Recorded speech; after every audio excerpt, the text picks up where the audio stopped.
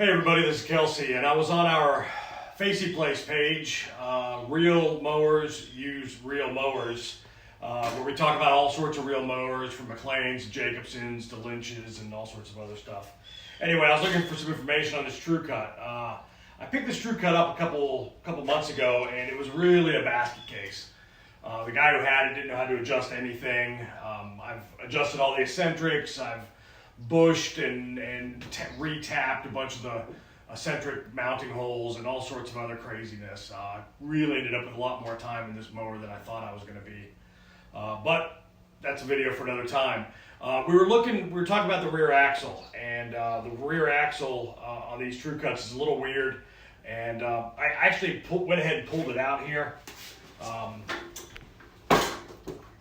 went ahead and pulled it out of the mower here. And as you can see, I got my mower up here on my mower stand. The rear axle goes right in here like this. And here's the rear axle laying here. And I want to show you a couple things first of all. Oop, I'm going to need that pin in there.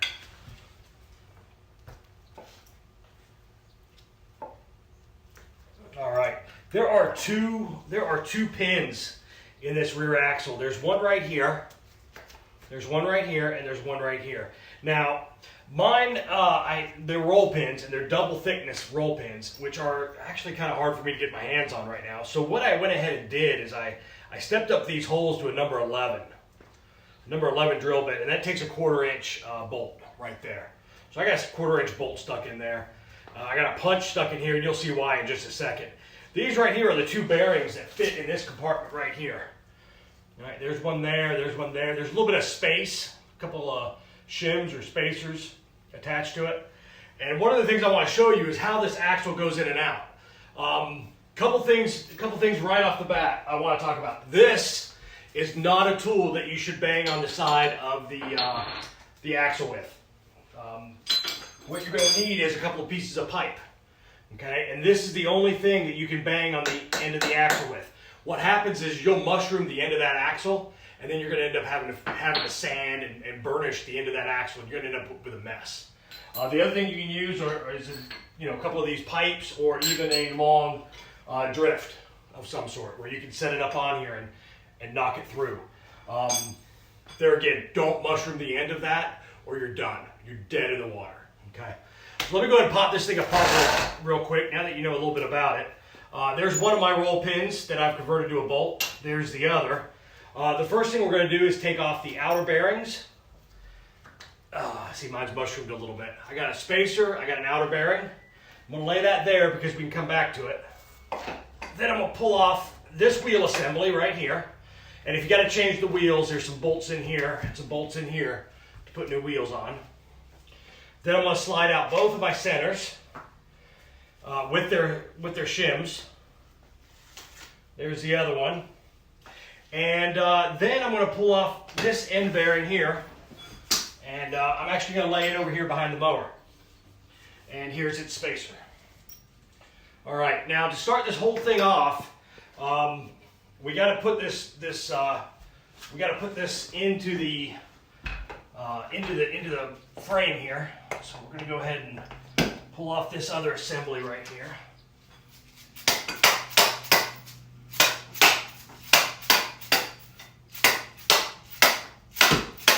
There we go. And of course, this is your differential. I got a little video on that. I'm going to put it at the very end of this in case you do take it apart. I'm going to tell you right now, don't take it apart. There's no need to. This is not your problem, more than likely. Your problem is those two roll pins that I've already shown you. All right, so the first thing we got to do is we're going to put our bearing on, and we're going to slide the axle in here.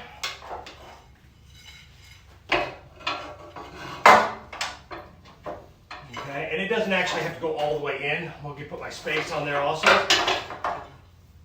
You kind of just want it floating in there for now. You'll see why in just a second. All right, so here's my differential, and I want to go ahead and put that on my wheel assembly. And the wheel assembly here has got these 4 slots in it to take the differential right there. So that goes in like that. Okay. Okay. And then you're going to bring it into this area right here. There again, keeping an eye on your bearing and your spacing. All right.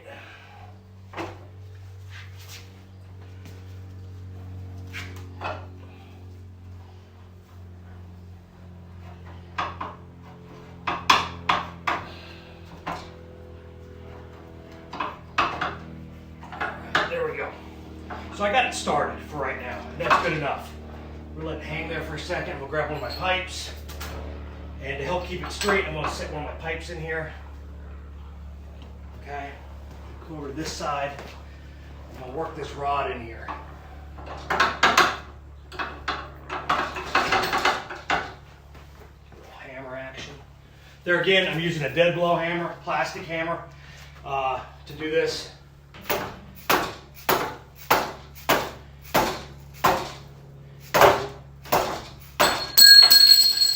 Good sign. Knock that punch straight out. That pipe straight out. Okay, so now it's all in there.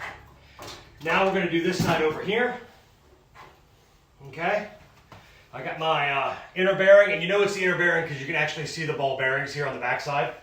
And of course, you have a huge cavity in here that you just squeeze full of grease. All right, I put my bearing on the axle.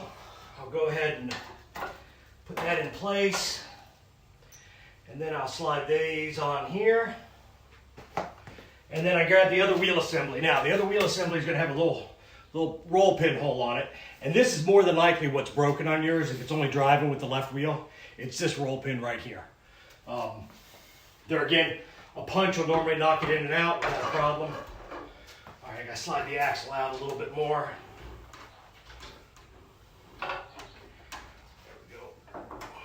Okay, let's see if I can get that to go through there. Oh yeah, there we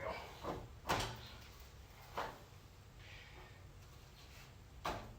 All right, so now I got them about even here. Now I just got to find the where to put the roll pins in at.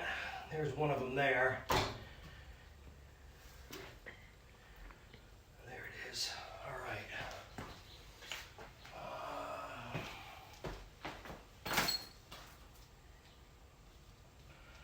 Like I said, I used a number 11 bit to step up these holes so they'll accept a 1/4 inch faster.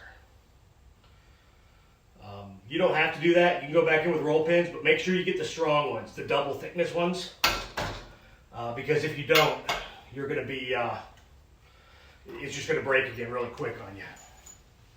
All right, so I hit that too hard. Got to bring that axle back a little bit more. And this is really just kind of finding the hole on here. Oh, there it is right there. Okay, let's try it again. All right, like I said, I got a 1/4 inch fastener here. I've shaved down some washers to get up over that little lip. This should be stronger than a roll pin. In fact, I'm certain it is. All right, so that's most of the way through. I'm going to grab my hammer and my drift here. I'll tap it down a little bit. There we go. So that one's in there. No doubt about that. That one's all the way down. Throw the washer and the nut on the other side.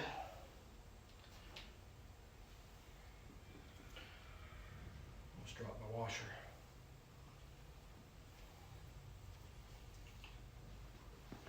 I don't have any concern with this hardware getting caught on anything when I'm running it. It does stick out a little further than, of course, a roll pin would because the roll pins are flush. But it's going to work. It's going to work just fine.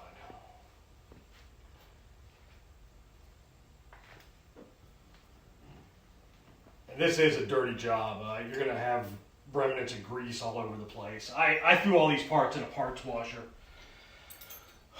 for a few minutes and scrubbed them. But when you're re-greasing things and everything, it's going to end up going everywhere. So, anyway.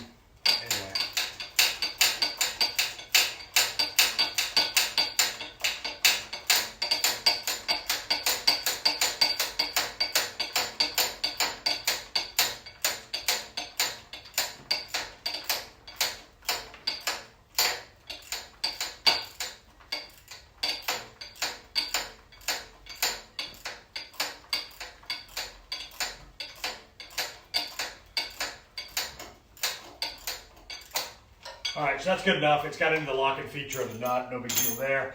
Let's pop the other bolt in on this side.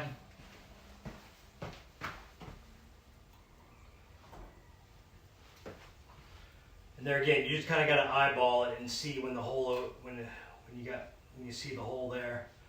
There it is right there. All right, this one doesn't need any space. This one doesn't need any washers or anything. So it's actually a little longer also, which is fine. Grab the nut and the wrench.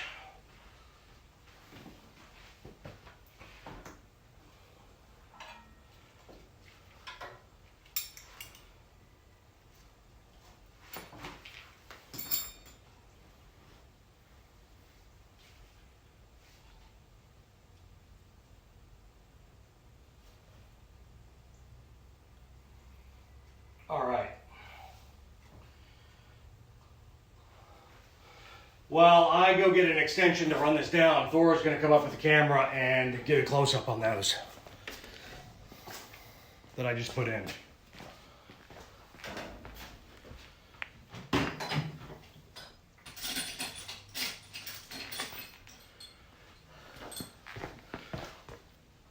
There's the nut, there's the nut and the bolt. And there's the bushing or the bearing and then a little spacer. You can also see the bearing and then a little spacer right there on that one.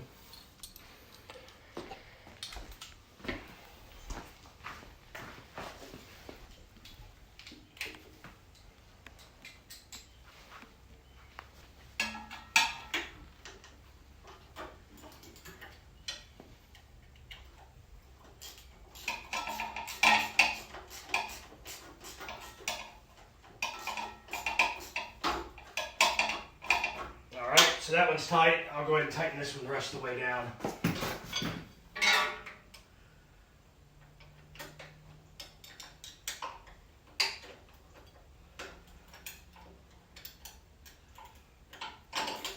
Like I said, if you're going to use a roll pin or get another roll pin, hey, that's perfectly fine with you.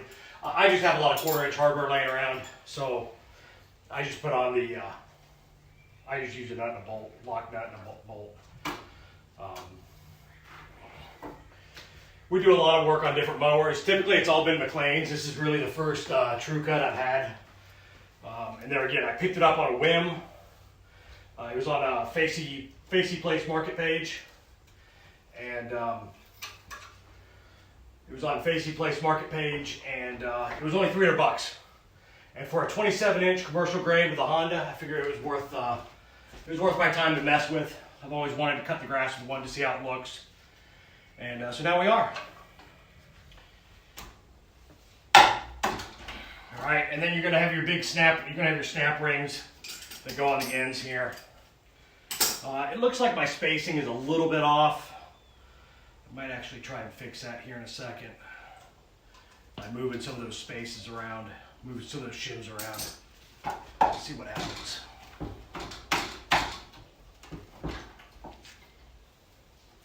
And of course, the last thing you got to do is you got to put your chain back on. Make sure you get it on the right side of the tensioner. But other than that, it's a pretty easy job. Definitely look forward to making more videos and helping out where I can, or where there's not anything online about it. And at the end of this video, you can stay tuned for me rebuilding this differential. Like I said, you shouldn't be in there. There's no point in it. That rod slides right out. You're going to need a hammer. And like I said, #1 rule is do not hit the metal hammer on the axle. Always run it with a drift or a piece of piping or something. If you mushroom out the end of that axle, you are done. And that's going to be bad news. Hey, thanks for watching. I'll catch you next time.